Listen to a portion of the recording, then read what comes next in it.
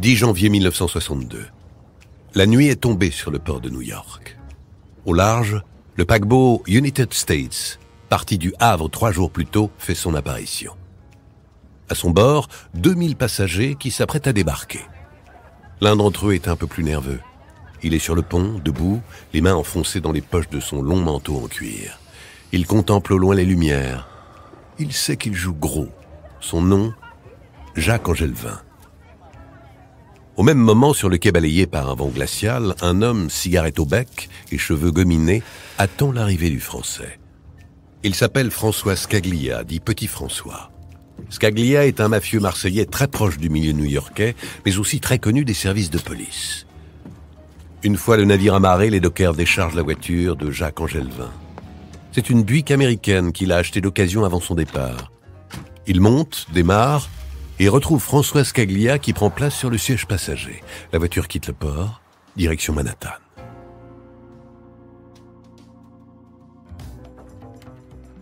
Sur Park Avenue, entre les immenses gratte-ciel de verre et d'acier, la circulation est assez dense malgré l'heure tardive. New York ne dort jamais. La Buick se fond dans le décor entre les taxis jaunes et les grosses cylindrées. Quelques mètres derrière, une berline noire file la voiture des deux Français depuis qu'ils ont quitté le port. À son bord, le lieutenant Sonny Grosso du bureau des narcotiques. Jacques Angelvin et François Scaglia stoppent au Waldorf Astoria. Jacques confie les clés au voiturier. C'est au bar du luxueux hôtel que les deux hommes se rendent pour y trinquer à grands coups de verre de whisky écossais. Ils rejoignent leur chambre au beau milieu de la nuit, ivres et insouciants. C'est dans une boîte de nuit parisienne à la mode, quelques mois plus tôt, que François Scaglia et Jacques Angelvin ont fait connaissance. Une rencontre qui ne doit rien au hasard. Les boîtes de nuit, c'est le talon d'Achille de Jacques. C'est à cause d'elle que le flambeur est presque sur la paille.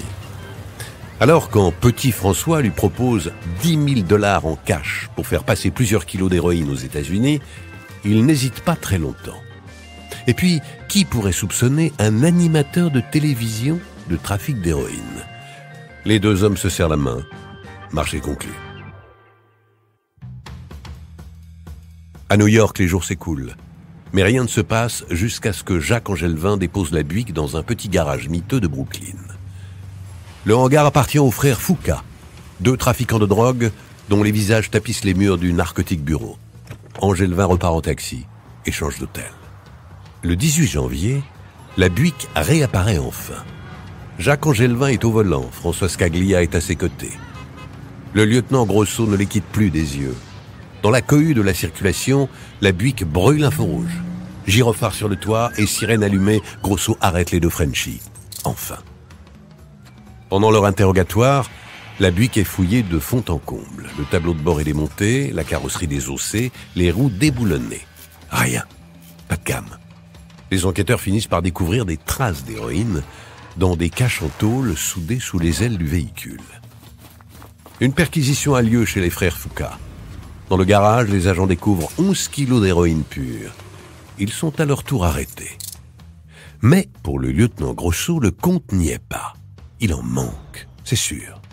Il a alors l'idée de comparer le poids de la voiture inscrit sur le registre d'embarquement du paquebot à son départ du Havre avec le poids réel du même modèle. Résultat, 52 kilos de différence. 41 kilos d'héroïne sont toujours dans la nature. Ils seront retrouvés dans la maison du Bronx d'un des deux frères Foucault.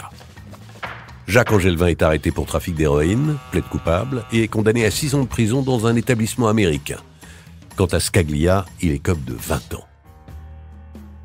Dans les années 60, l'héroïne est un véritable fléau aux États-Unis. Près de 6000 toxicomanes meurent d'overdose chaque année et plus de 75% de la consommation provient de France, plus précisément de Marseille. Issue des cultures de pavots provenant de Turquie, la morphine base est acheminée par bateau jusqu'au Vieux-Port. Cachée dans les cargaisons ou jetée à la mer, elle est ensuite récupérée par des marins reconvertis en passeurs. Dans les laboratoires clandestins de Marseille et ses alentours, les chimistes de la pègre transforment la morphine en héroïne pure. Le plus célèbre d'entre eux, Joseph Césari, parvient à atteindre une pureté de 98%, du jamais vu. Un secret de fabrication aussi bien gardé que la bouillabaisse.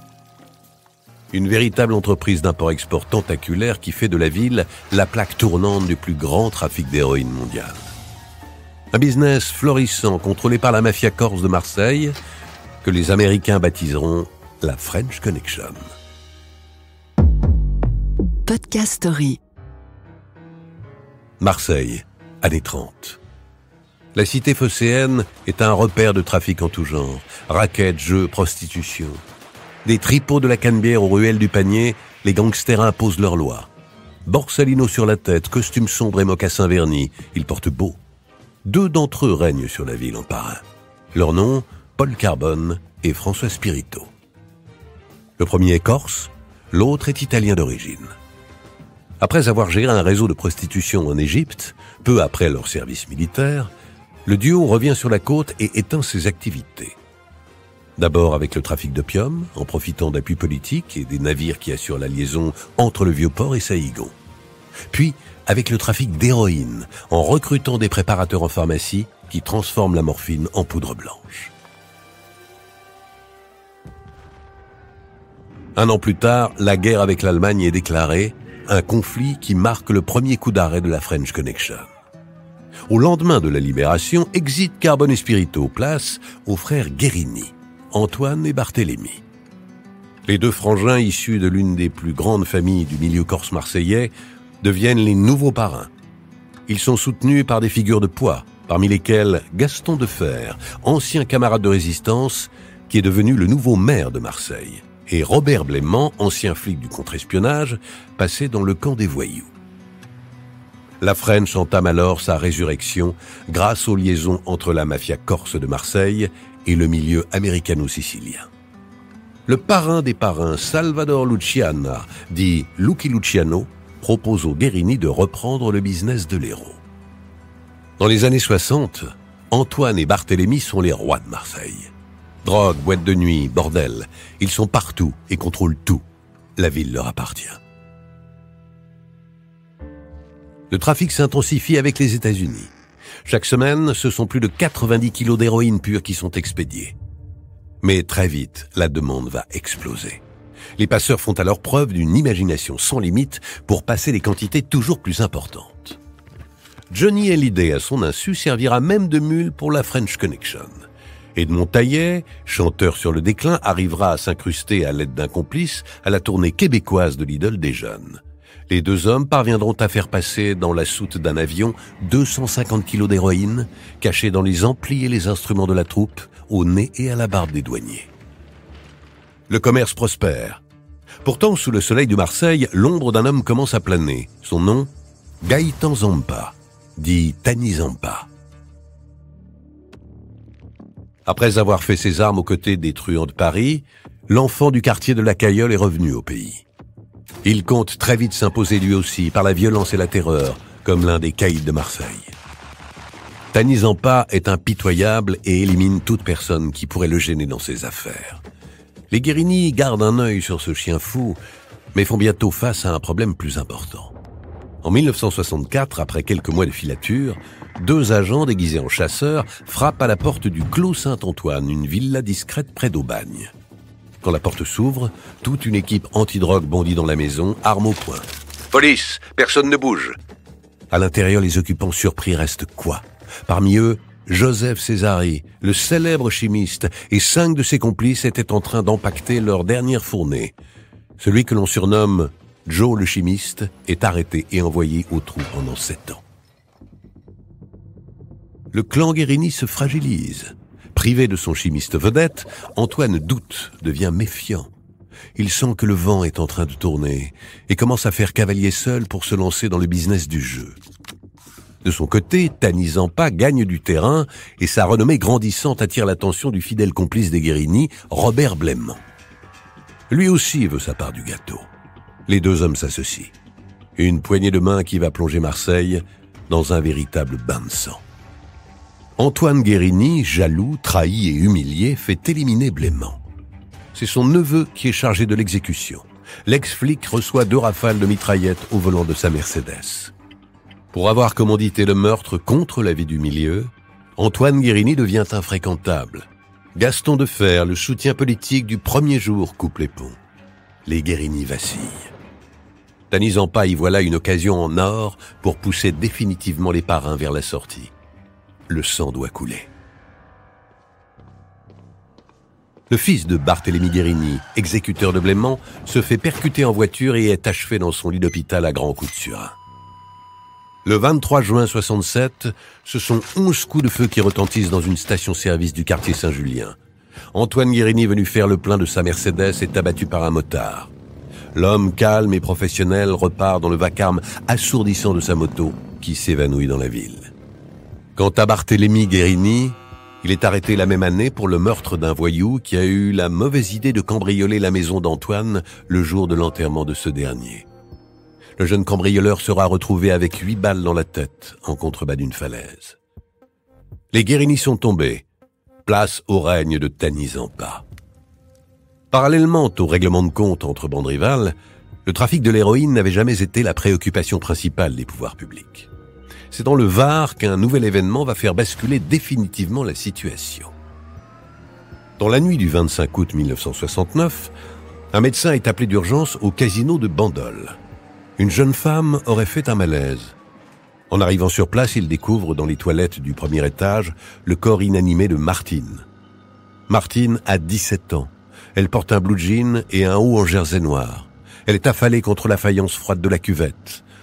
En voyant les 3 gouttes de sang sur son avant-bras, le médecin comprend tout de suite qu'il s'agit d'une overdose. Le fait divers choque l'opinion publique et met en lumière une consommation d'héroïne bien réelle dans l'Hexagone. Paris Match titre « Paris, attention, le fléau arrive chez vous ». Et le Nouvel Observateur, dans un numéro spécial sorti 10 jours après le drame, « C'est la grande peur ». Martine devient le visage des victimes de la French. La France a peur. La drogue empoisonne et tue ses enfants, et le gouvernement ne fait rien. C'en est trop. Il faut réagir. D'autant que du côté américain, Nixon, fraîchement élu, tape du poing sur la table et réclame à la France des résultats quant à la lutte contre la production de drogue. America's public enemy number one in the United States is drug abuse. Pompidou convoque son ministre de l'Intérieur, Raymond Marcellin, pour prendre les choses en main. Une loi pour alourdir les peines de prison pour les revendeurs est votée. Le meilleur flic de France, Marcel Morin, est nommé en 1971 à la tête des stupes de Marseille. L'heure est venue de passer à l'action. Une fois sur place, Morin constitue son équipe. Pas de Corse ni de Marseillais, trop dangereux selon lui. Raymond Marcellin, le ministre de l'Intérieur, lui débloque les fonds nécessaires et lui donne carte blanche. Filature, mise sur écoute, caméra de surveillance, la traque est lancée. Mais que ce soit dans les rues ou au sommet du pouvoir politique local, Morin fait face à une véritable omerta. Rien ne transpire. Première victoire en 1972. Une équipe de douaniers de Villefranche-sur-Mer prend en chasse un crevettier suspect nommé le Caprice des Temps qu'ils surprennent en train de prendre le large. Plusieurs coups de semon sont tirés pour stopper le bateau avant qu'il n'entre dans les eaux internationales. L'embarcation est ramenée sur le Vieux-Port. 438 kilos d'héroïne pure sont retrouvés dans la cale du navire. La plus grosse prise mondiale à l'époque. 438 kilos, peut-être, mais toujours aucune trace des laboratoires. Le propriétaire du bateau, comme tous les autres, garde le silence.